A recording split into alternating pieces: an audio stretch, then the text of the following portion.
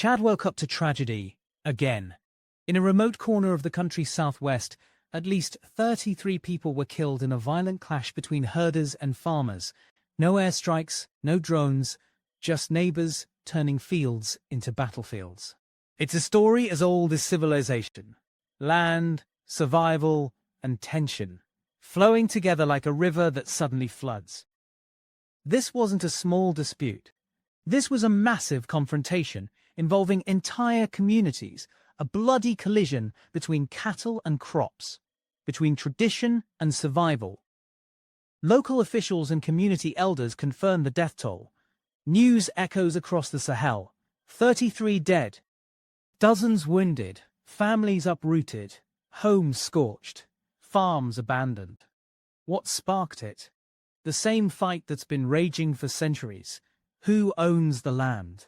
In Chad, the line between survival and conflict is razor thin. Herders move cattle across open territory searching for pasture. Farmers cultivate crops and guard their fields like treasure. Then the cows arrive, and suddenly, that treasure gets eaten. It's like inviting guests over for dinner, only to realize they ate the entire fridge on the way in. No negotiation, no apology, just livestock with big stomachs and zero manners. But in Chad, and much of Central Africa, this isn't just rude, it's existential.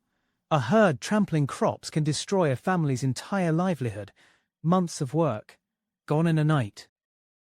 And herders, desperate to keep cattle alive, argue they have no choice. Droughts, desertification, and shrinking grazing land force them to push deeper into settled regions.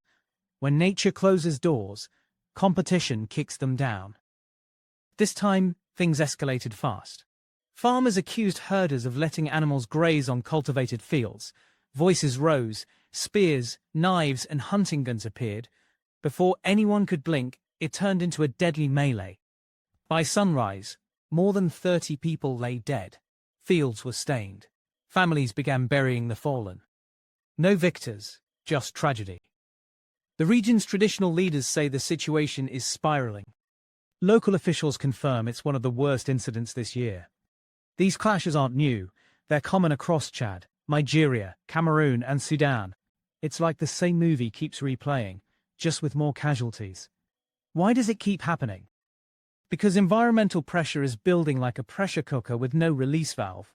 Sahara expanding southward, farmland shrinking, rainfall becoming unreliable. Climate change isn't just melting ice caps, it's igniting land conflicts. And here's the geopolitical twist. These local battles aren't just local anymore. In the Sahel, farmer-herder disputes often evolve into something far darker: militia activity, ethnic retaliation, and even jihadist exploitation.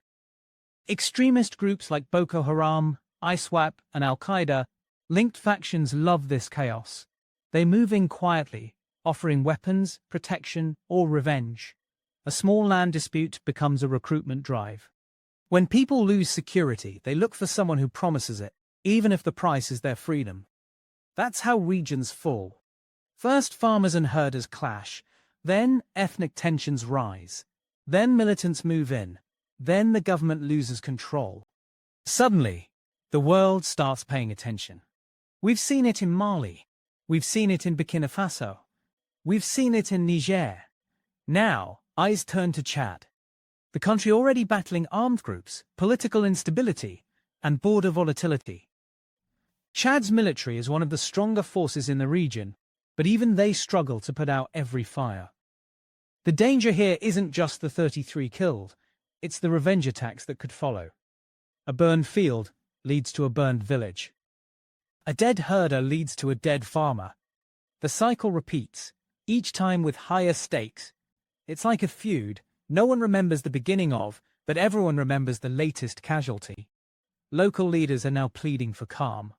But words don't always travel far, especially in rural regions where phones are rare and guns are plentiful. Authorities have deployed security forces to stabilize the area, but a few soldiers can't fix generations of tension, especially when nature keeps shrinking the land. Think about it. Two families are fighting over the same bedroom because the rest of the house just collapsed.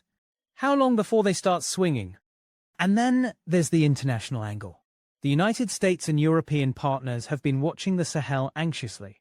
Terror cells are spreading, military coups have shaken neighboring countries, Western influence is fading. Russian mercenaries are creeping in. The region is becoming a geopolitical tug-of-war. Washington sees Chad as one of the last dominoes still standing upright. If it falls to extremism or instability, the whole Sahel could become a superhighway for terrorism, weapons, and trafficking. It's not just a local tragedy, it's a warning, because 33 dead today could mean 3,300 dead tomorrow. If extremists take advantage, these disputes are easy to overlook. No tanks, no drones, no fighter jets. Just villages, cattle, and farmland. But don't underestimate them. These small conflicts can spark regional collapse. Just ask Syria, ask Sudan, ask Mali. The powder keg rarely explodes in the capital first. It starts in places just like this. So, what comes next? Best case, local mediation works, security forces calm the region, and humanitarian aid helps rebuild trust. Worst case, retaliation hits, villages burn, militias form, jihadists slip in, and suddenly, Chad becomes the next battlefield in the global war on terror. This story is still unfolding. The future isn't written yet. It's waiting for the next decision, the next spark, the next choice. The death of 33 people may seem small in a world of big wars, but for Chad, it may be the first tremor before the earthquake. The real question is, will Chad's southwest find peace, or are we watching the early warnings of a much larger fire? Let us know what you think in the comments, and subscribe for updated news from around the world.